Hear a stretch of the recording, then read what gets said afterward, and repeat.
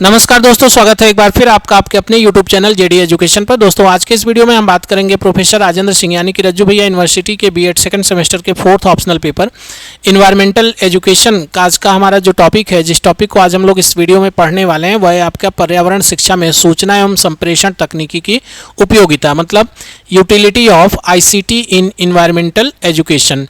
ये जो टॉपिक है ये आपका यूनिट 3rd का टॉपिक है और यूनिट 3rd का ये लास्ट टॉपिक है, क्योंकि यूनिट जो 3rd है इन्वायरमेंटल एजुकेशन का वो बहुत छोटा है, तो इसमें टोटल 4 पॉइंट ही हैं। ठीक है, तो पहला हमने यहाँ पे बात की थी कि जो आपका अंतःविषयी दृष्टिकोण है पर्यावरण शिक्षा में और बहुविषयक दृष्टिकोण, और फिर आज की वीडियो जो है ये है utility of ICT in environmental education. एक टॉपिक और है utility of media and technology, जिसको हम सेकेंड यूनिट में ही बता दिए थे आपको।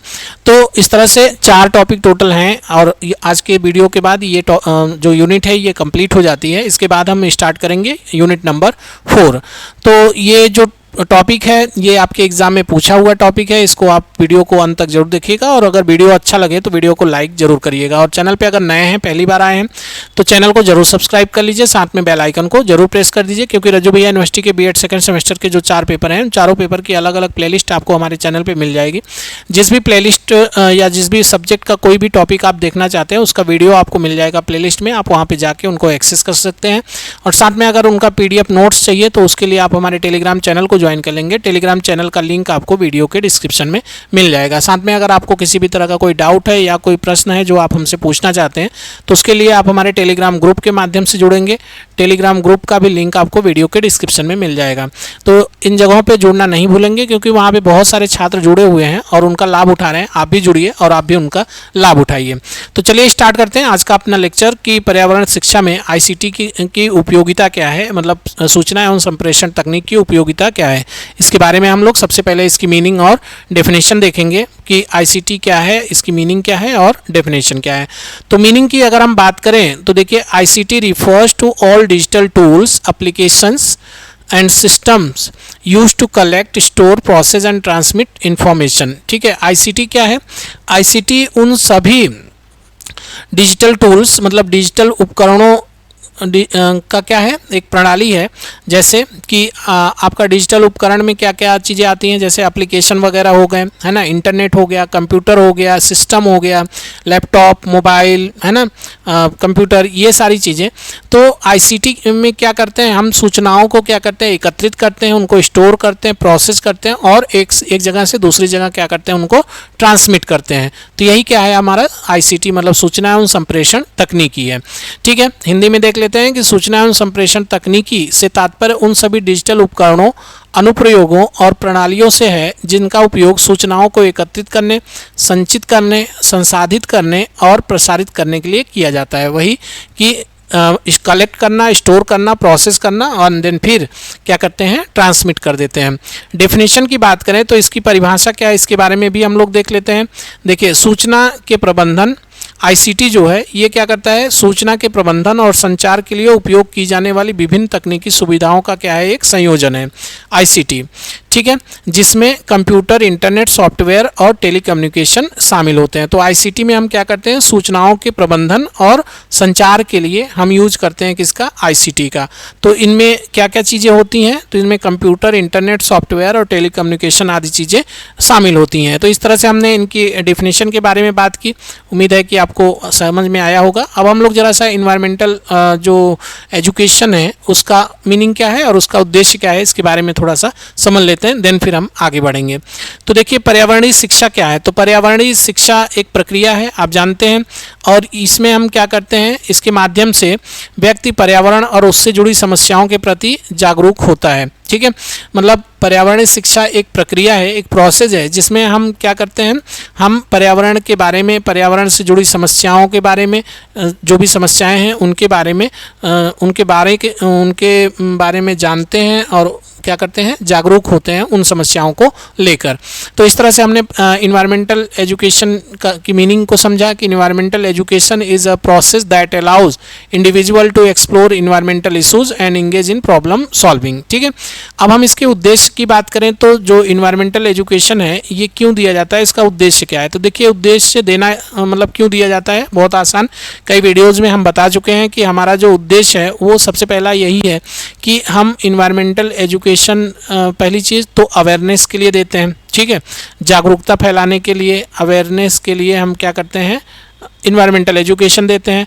अपने इन्वायरमेंटल से रिलेटेड नॉलेज को क्या करने के लिए, इम्प्रूव करने के लिए, इन्हेंस करने के लिए हम क्या करते हैं यहाँ पे कि इन्वायरमेंटल एजुकेशन देते हैं। ठीक है, तो एक तो हो गया आपका अवेयरनेस, दूसरा नॉलेज, तीसरा आपका क्या है, स्किल है। ठीक है, कि अगर मान लीजिए कोई इन्वायरमेंटल इशू है तो उसको हम कैसे सॉल्व करेंगे, ऐसी हमारे अंदर स्किल होनी चाहिए, योग्यता होनी चाहिए। और पार्टिसिपेशन मतलब किसी भी पर्यावरणीय या कह लीजिए कि पर्यावरण संरक्षण के कार्यों में सक्रिय भूमिका निभाने के लिए।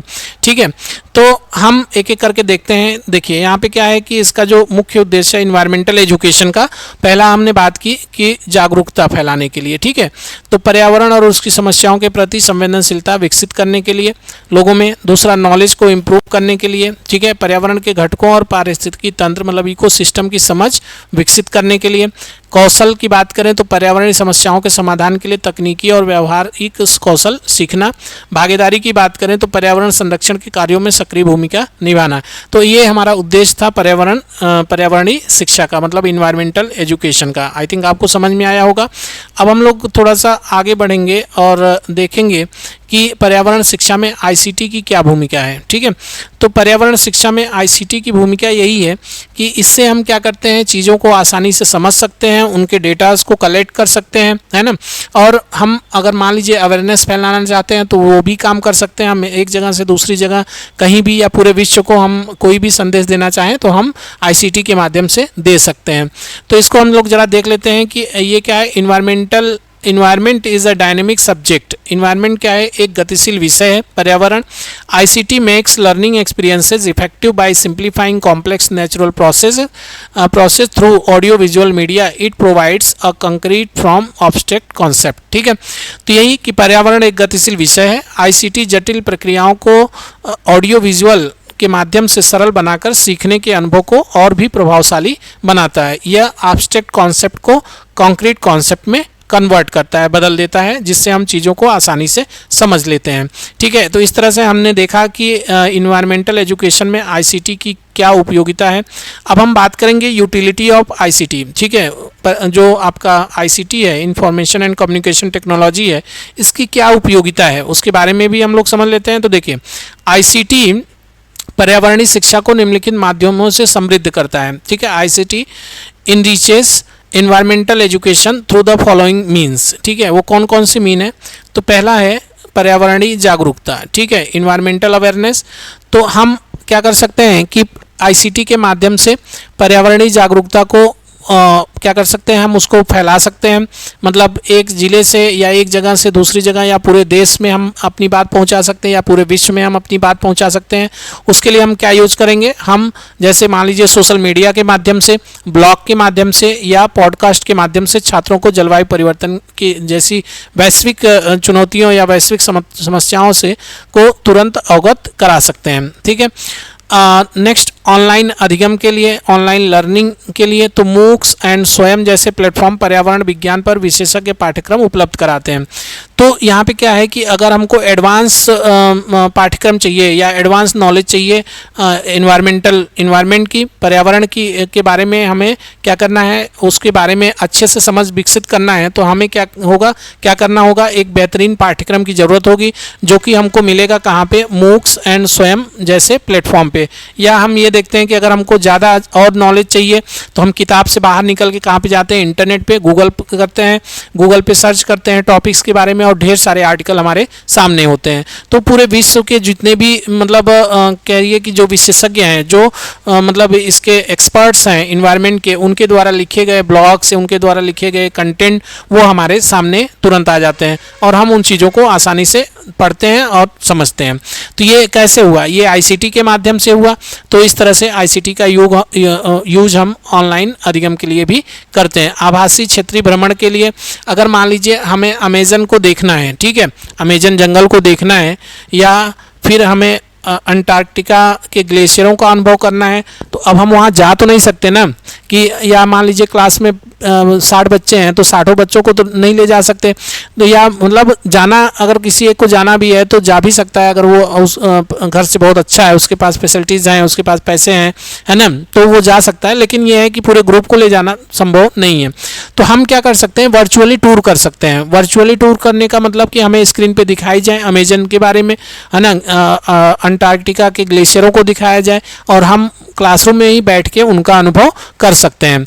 नेक्स्ट यहाँ पर जीआईएस मानचित्रण, मतलब जीआईएस मैपिंग करते हैं। जीआईएस मैपिंग क्या होती है, तो जीआईएस मैपिंग होती है कि हम इससे आईसीटी के माध्यम से हम ये पता कर सकते हैं कि कितनी भूमि पर कृषि कार्य हो रहा है और कितने जंगल काटे जा रहे हैं, कितने जंगल काटे जा चुके हैं, तो उनका हम क्या करते हैं, एक मानचित्रण बनाते हैं, ठीक है, मानचित्र बनाते हैं। तो इस तरह से हम जीआईएस मैपिंग करते हैं। नेक्स्ट यहाँ पे सुदूर संवेदन, रिमोट सेंसिंग के लिए, तो रिमोट सेंसिंग क्या है, तो हम क्या करते हैं, जैसे मान लीजिए कि सैटेलाइट से प्राप्त चित्रों की मदद से छात्र यह देख सकते हैं कि समय के साथ हरित क्षेत्र कितना कम हुआ है, ठीक है। मतलब हम इन्वायरमेंट जो हमारे सैटेलाइट्स हैं, सैटेलाइट से हम बैठ के हम कहीं का भी इमेज निकाल सकते हैं और उसको हम उसका एनालिसिस कर सकते हैं। तो इस तरह से हम घर पे बैठे बैठे हम किसी दूसरी जगह की सैटेलाइट इमेज निकाल सकते हैं। डिजिटल सिमुलेशन, तो डिजिटली हम क्या कर सकते हैं, कोई मॉडल बना सकते हैं, ठीक है, उसका 3D इमेज बना सकते हैं और मॉडल बना के हम उसको आसानी से समझ सकते हैं। इस तरह से हम चीज़ों को क्या कर सकते हैं, आसानी से समझ सकते हैं। मल्टीमीडिया शिक्षण की बात करें तो मल्टीमीडिया शिक्षण में हम क्या कर सकते हैं, किसी भी टॉपिक का एनिमेशन बना लें, एनिमेशन वीडियो बना के हम उसको आसानी से समझ सकते हैं। जैसे जल चक्र है, वाटर साइकिल है, अगर इसको हमें समझना है तो हमें इसको अच्छे से समझने के लिए क्या करना होगा, एक एनिमेटेड वीडियो बनाना होगा। एनिमेटेड वीडियो से हम क्या कर सकते हैं, आसानी से समझ सकते हैं। जैसे अभी आप देख रहे होंगे कि ऑनलाइन जब आप पढ़ते हैं तो बहुत सारी चीज़ें क्या होती हैं कि हमें समझाने के लिए एनिमेटेड वीडियो चलाई जाती हैं, उसमें हम क्या करते हैं, चीज़ों को कैसे वो बन रहा है, कैसे क्या हो रहा है, ये सारी चीज़ें देख के आसानी से समझ में आते हैं और अपना कॉन्सेप्ट हम क्लियर कर लेते हैं। ई सामग्री का विकास, अब इसमें क्या करते हैं, हम ई कंटेंट जो है उनको डेवलप करते हैं। जैसे हम आपको पढ़ा रहे हैं तो हम यूट्यूब पे वीडियो बना रहे हैं, तो हम क्या कर रहे हैं, कंटेंट ही तो डेवलप कर रहे हैं ना। तो इस तरह से हम जो वीडियोस दे रहे हैं, जो पीडीएफ आपको दे रहे हैं, वही क्या है, आपका ई कंटेंट विकास है, ठीक है। तो अगर हम इसको इन्वायरमेंट पे दे रहे हैं तो वो क्या है कि पर्यावरण शिक्षा पर आधारित तो स्वयं के वीडियो और ई बुक्स तैयार कर सकते हैं, ठीक है, वो टीचर के लिए है। तो इस तरह से हम आईसीटी का यूज भी करते हैं, ठीक। नेक्स्ट हम यहाँ पे अगला हमारा जो है वो हम देख लेते हैं कि नेक्स्ट क्या है, तो वैश्विक संचार, ग्लोबल कम्युनिकेशन के लिए हम एक ऐसा प्लेटफॉर्म तैयार कर दें या ऐसी एक वेबसाइट बना लें जहां पर दुनिया भर के छात्र एकत्रित होकर पर्यावरण समस्याओं से जुड़े पहलुओं पर चर्चा कर सकते हैं। तो ये क्या है, ग्लोबली हम क्या कर सकते हैं, कम्युनिकेट कर सकते हैं बहुत सारे लोगों से। उसके लिए भी हम आईसीटी का यूज करते हैं, कंप्यूटर का, नेट का और डाटा का, सारी चीज़ों का हम यूज करते हैं। डेटा संग्रह करना, तो डिजिटल सेंसर का उपयोग करके छात्र वायु प्रदूषण या ध्वनि स्तर का डेटा एकत्रित कर सकते हैं, ठीक है। तो हम डिजिटल सेंसर लगा के पता कर सकते हैं ना, कि आजकल देखिए चौराहे पे जाइए तो AQI दिखता है, मतलब एयर क्वालिटी इंडेक्स क्या है अपने शहर का, वो आपको हर चौराहे पे जो स्क्रीन लगे हुए हैं वहाँ पे दिखाई देता है। तो उसको आप, वो क्या है, सेंसर से ही तो मिलता है ना। इस तरह से हम क्या करते हैं, उनके डेटा उसको कलेक्ट करके हम उनका अध्ययन करते हैं। तो इस तरह से हमने देखा कि आईसीटी की उपयोगिता के बारे में, कि इन्वायरमेंटल एजुकेशन में आईसीटी की क्या क्या उपयोगिताएं हैं, क्या कहाँ हम उसका यूज कर सकते हैं, ये सारी चीज़ें हमने यहाँ पे देखा। अगर आपके एग्जाम में आता है तो आप अच्छे से इसको लिख के आइएगा, छोड़ के मत आइएगा। अब नेक्स्ट हम बात करेंगे कि विद्यालयी शिक्षण में आईसीटी के उपयोग के उदाहरण अगर हमको देना है तो हम क्या दे सकते हैं, ठीक है। तो इसके लिए हम क्या कर सकते हैं कि हम अगर मान लीजिए स्कूल में बगीचा है और बगीचे में बहुत सारे वृक्ष लगे हुए हैं, तो हम उन वृक्षों पे क्या कर सकते हैं, QR कोड लगा सकते हैं। और QR कोड लगाने से क्या होगा कि अगर मान लीजिए कोई छात्र उसको स्कैन करता है तो उससे उस वृक्ष के बारे में सारी जानकारी उसके स्क्रीन पे आ जाए। जैसे कि वो जो पेड़ है वो किस प्रजाति का है, वो कितना पुराना है ना, उसका बोटेनिकल नाम क्या है, सारी चीज़ें जो है उसको, उसकी जानकारी उसके स्क्रीन पे आ जाए। तो हम वहाँ पे क्या कर सकते हैं, QR कोड लगा सकते सकते हैं। ये क्या है, आईसीटी है। दूसरा वेदर ऐप्स के बारे में, मौसम जो जानकारी है, मौसम से जुड़ी जानकारी का एप्लीकेशन बना के कोई अपने मोबाइल में उसको अगर मान लीजिए डाउनलोड करके रखा है तो उसे मौसम के बारे में हमेशा जानकारी मिलती रहे। डॉक्यूमेंट्रीज, किसी भी जो इन्वायरमेंटल इश्यूज़ है उस पर डॉक्यूमेंट्री बना के हम क्या कर सकते हैं, उसको छात्रों को दिखा के उस पर चर्चा कर सकते हैं।